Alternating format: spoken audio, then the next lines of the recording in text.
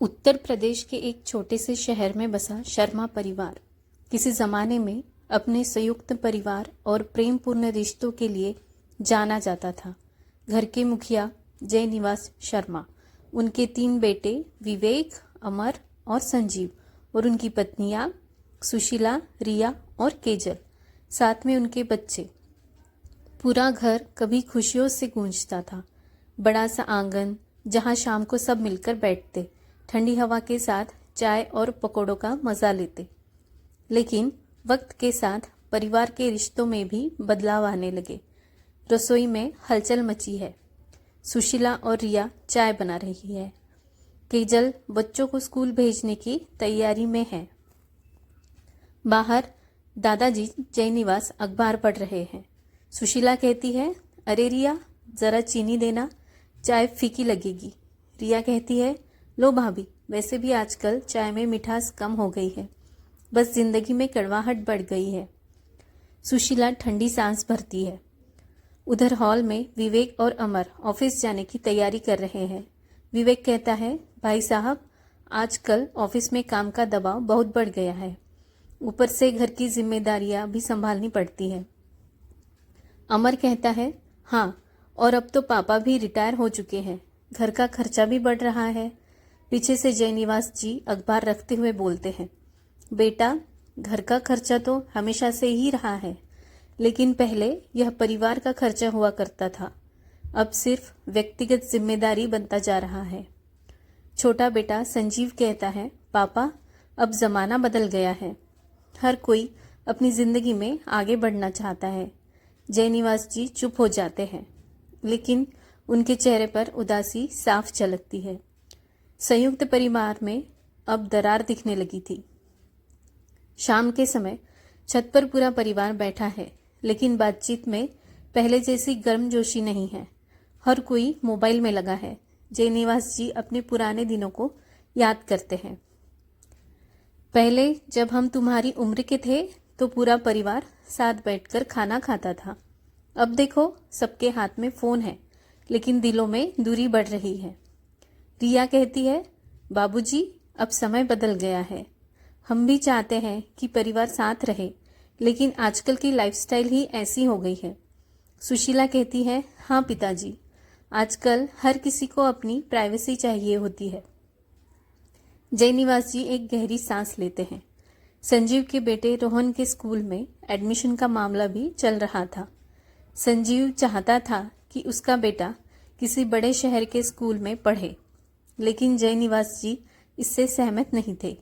वो कहते हैं, बेटा, क्या जरूरी है कि अच्छी शिक्षा सिर्फ बड़े शहरों में मिले? क्या घर के संस्कारों से बड़ी कोई शिक्षा हो सकती है? संजीव कहता है, पापा, समय के साथ बदलना जरूरी है, हम बच्चों को बेहतर भविष्य देना चाहते हैं। जयनिवास जी समझ जाते हैं कि अब उनके विचारों को शायद कोई नहीं समझेगा। वे उठकर अपने कमरे में चले जाते हैं। धीरे धीरे परिवार में तनाव बढ़ने लगता है। एक दिन घर में एक बड़ा झगड़ा हो जाता है। बात छोटी थी, लेकिन अहंकार और गलतफहमियों ने इसे बड़ा बना दिया। संजीव और अमर अब अलग रहने की सोचने लगते हैं। अमर कहता है, भाई, अब शायद हमें अलग हो जाना चाहिए। हर किसी की अपनी सोच है और इस माहौल में रहना मुश्किल हो जा रहा है। संजीव कहता है, हाँ भाई साहब, मैं भी यही सोच रहा था।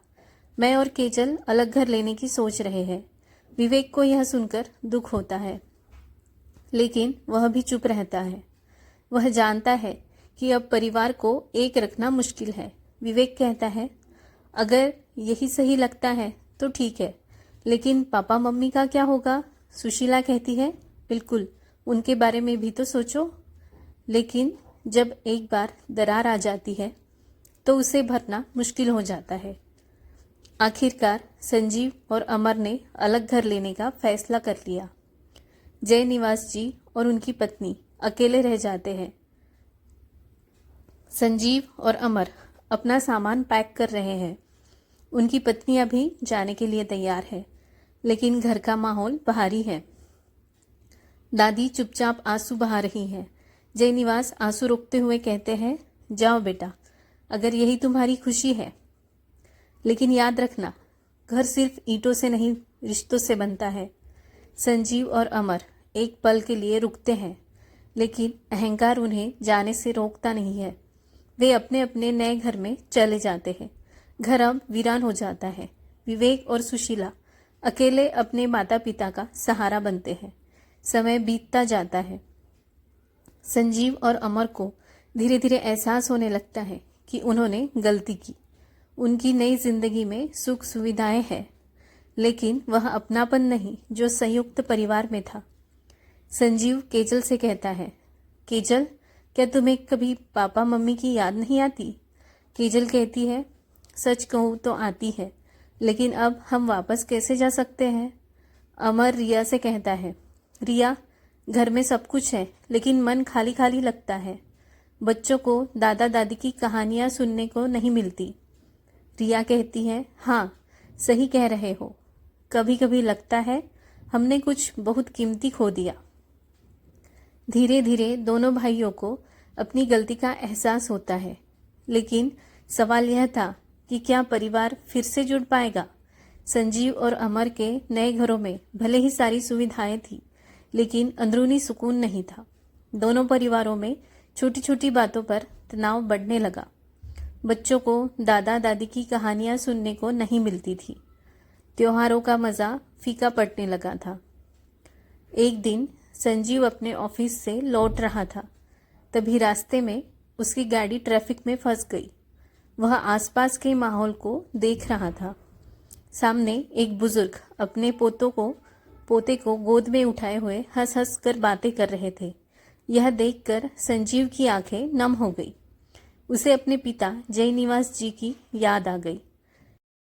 संजीव मन में सोचते हैं, क्या हमने सच में सही किया? क्या अलग होकर हमने खुशियां पाई या सिर्फ दिखावा किया? उधर अमर के घर में तनाव बढ़ने लगा था। रिया अक्सर गुस्से में रहती, क्योंकि अकेले घर संभालना मुश्किल हो रहा था। एक दिन उनके बेटे आर्यन ने स्कूल में दादा दादी के बारे में निबंध लिखने को कहा, तो वह चुप हो गया। वह नहीं जानता था कि दादा दादी कैसे होते हैं। आर्यन ने कहा, पापा, दादा दादी कैसे होते हैं? मेरे दोस्त उनके बारे में बात करते हैं, लेकिन मैंने तो उन्हें महीनों से देखा ही नहीं। अमर और रिया एक दूसरे की तरफ देखने लगे। अब पछतावा उनके दिलों में घर कर चुका था। एक दिन विवेक ने अपने माता पिता के अकेलेपन को महसूस करते हुए संजीव और अमर से बात करने का फैसला किया। उसने दोनों भाइयों को घर बुलाया। रविवार की सुबह विवेक के घर में संजीव और अमर अपनी पत्नियों के साथ पहुंचे। जयनिवास जी और उनकी पत्नी का चेहरा देखने लायक था। आश्चर्य और खुशी का मिश्रण। जयनिवास कहते हैं, अरे, तुम लोग यहाँ, सब ठीक तो है? संजीव संकोच से कहता है, पापा, हम आपसे माफ़ी मांगने आए हैं। इतना सुनते ही घर में गहरा सन्नाटा छा गया। अमर ने आगे बढ़कर माँ के पैर छुए। उनकी आंखों में आंसू थे। अमर ने कहा, माँ, हमें माफ़ कर दो। हमने जो किया वह गलत था। हम समझ नहीं पाए कि परिवार का असली मतलब क्या होता है। रिया और केजल भी भावुक हो गई। सुशीला मुस्कुरा रही थी, लेकिन उसकी आंखों में भी आंसू थे। घर में सब एक दूसरे की भावनाओं को समझने की कोशिश कर रहे थे। संजीव और अमर ने फैसला किया कि वे अब अपने माता पिता को अकेला नहीं छोड़ेंगे। उन्होंने अपने घर को फिर से एक करने का निर्णय लिया। एक बार फिर शर्मा परिवार साथ रहने लगा। धीरे धीरे घर का माहौल फिर से खुशहाल हो गया। दादाजी ने बच्चों को कहानियां सुनानी शुरू कर दी। त्योहारों का रंग फिर से गहरा हो गया। एक दिन छत पर बैठकर सब चाय पी रहे थे। जयनिवास जी ने गहरी सांस लेते हुए कहा, बच्चों, पैसा, करियर, आराम सब जरूरी है, लेकिन परिवार से बढ़कर कुछ नहीं होता। यह रिश्ते ही हमारी असली दौलत है। सभी ने सिर हिलाया। आज उन्हें अपनी गलती का एहसास हो चुका था। संयुक्त परिवार की महत्ता को वे अब समझ चुके थे। समय बीतता गया, लेकिन अब रिश्तों में पहले जैसी मिठास आ गई थी।